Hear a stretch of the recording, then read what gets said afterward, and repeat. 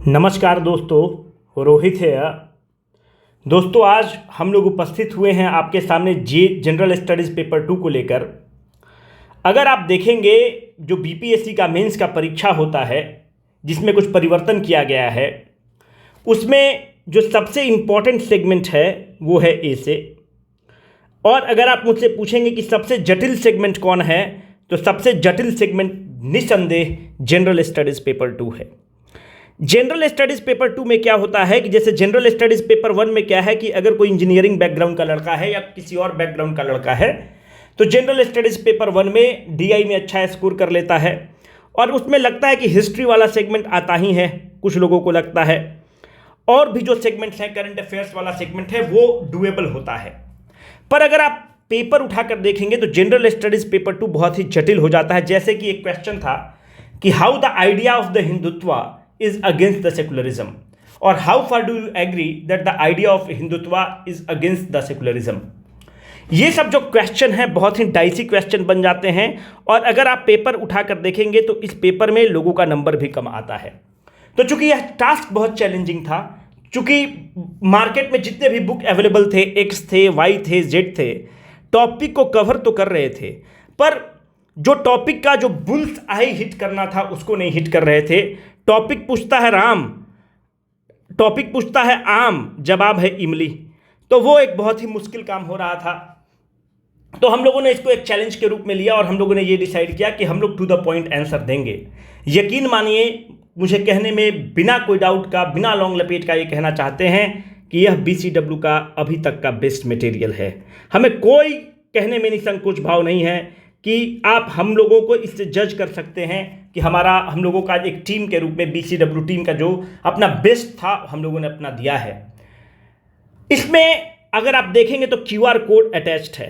तो जो भी लोग 69 की तैयारी कर रहे हैं, तो अगर आप ये सोचते हैं कि आपके लिए कोई और बुक आएगा, तो वो नहीं आएगा।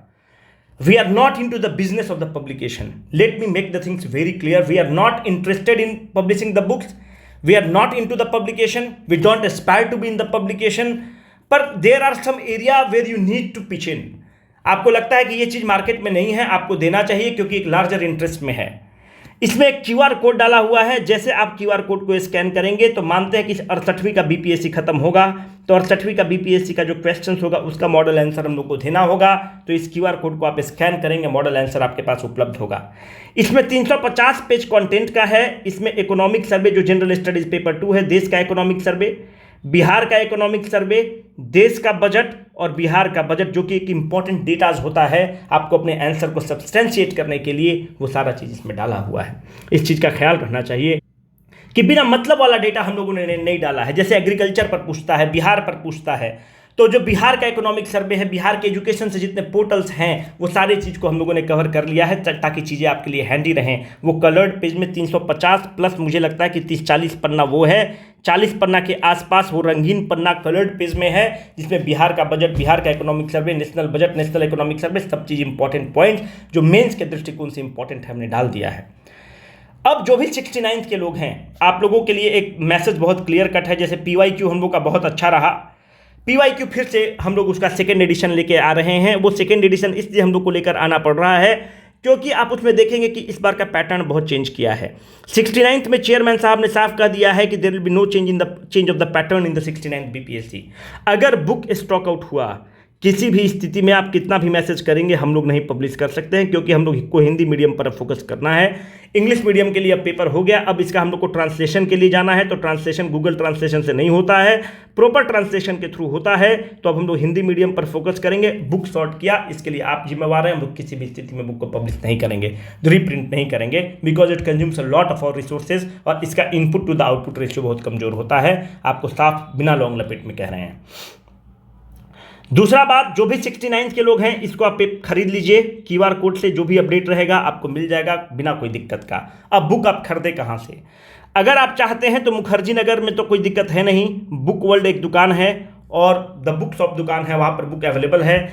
आपको किसी भी स्थिति में 320 रुपया से ज़्यादा नहीं देना है। इसलिए नहीं देना है क्योंकि इसमें उनका जो हेफ्टी चार्जेज होता है वो इंक्लूडेड होता है।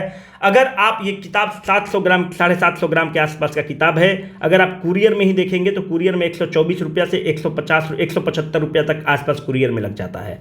तो आप इस चीज़ का ध्यान रखिए कि जो भी कुरियर जाएगा वो मिनिमम 3 से 4 दिन लगेगा, हम लोग कुछ भी कहें। जो हम लोग का मेन डिस्ट्रीब्यूटर पार्टनर है वो है अलका बुक सेंटर, जिसका टेलीग्राम ग्रुप में हम लोगों ने लिंक दे दिया है।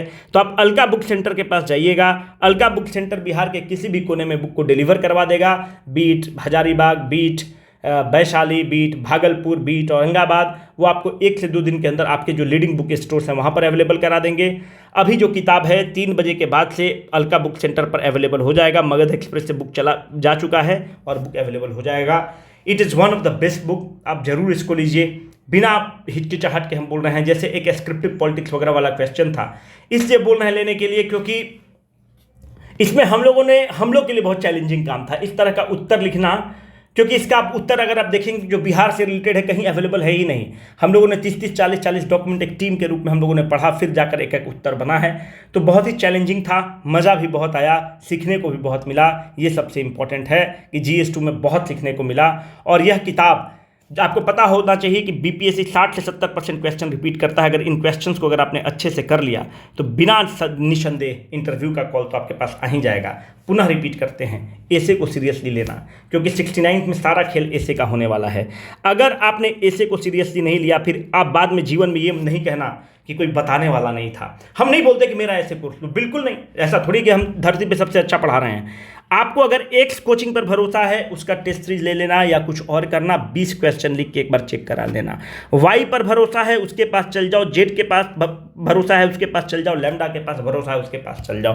पर एक बार जरूर कोशिश करना कि 15 से 20 ऐसे लिख कर एग्जाम में बैठना, 68 हो या 69। अगर 69 का एग्जाम दे रहे हो तो ऐसे को बहुत फोकस करो और जनरल स्टडीज पेपर 2 को एक बार ऐसा कमांड करो कि सीधा डिप्टी SP और SDM मिले और इस जो विशियस साइकिल है इससे आप बाहर निकले। इसका क्या मतलब है कि एक बार आप PT पास करें, मेंस में फ्लंक करें, फिर इंटरव्यू में फ्लंक करें। अरे एक बार लिस्ट में नाम आए तो एक ही बार लिस्ट में फाइनल गोल्डन PDF में नाम ले लेते हैं ना। तो I will suggest you to focus on essay and GS paper 2। बाकी आपकी मर्जी रहेगी, बाकी आपका कॉल रहेगा। Signing off for the day, Rohit.